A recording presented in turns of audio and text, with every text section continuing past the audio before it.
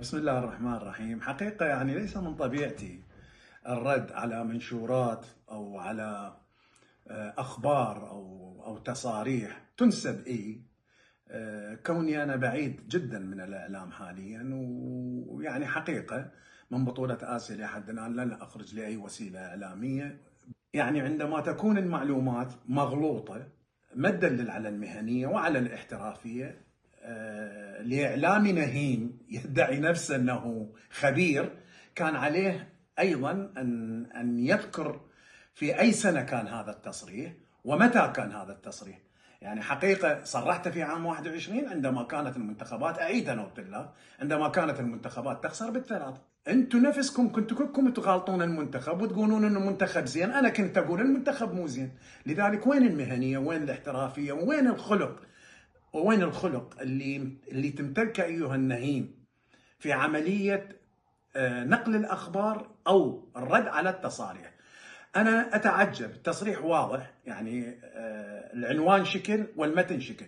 التصريح يقول أنه المنتخب، حكيم شاكر يقول أن المنتخبات الوطنية تحت وصايا الأجانب. أنا لم أقل تحت وصايا الأجانب، قلت على الاتحاد العراقي ومن يعمل مع الاتحاد العراقي أن يعلموا أن المنتخب العراقي الآن يقود الأجانب. طلعوا أي صورة للمنتخب الوطني في عام 20 وفي عام 21. يعني لو نرجع ل 21 نشوف أنه الكوادر الموجودة، الكوادر التدريبية والإدارية كانت حتى الكوادر الطبية، يعني حتى الطبيب كان كريم الصفار غير بطبيب اسباني.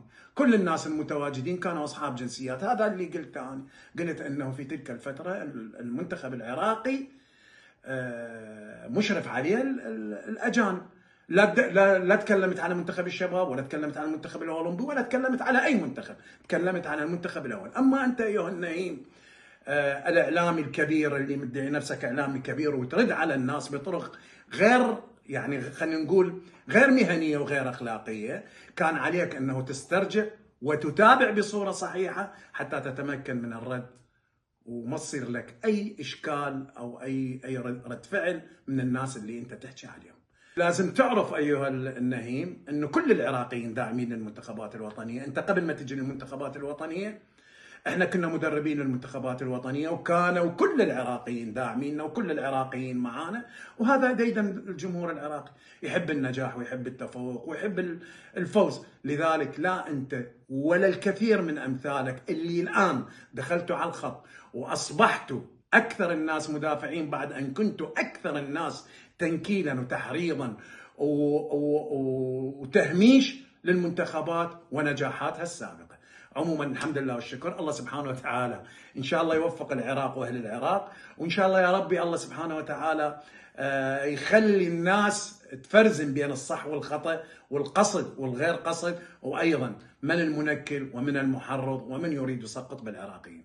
تحياتي وشكرا جزيلا.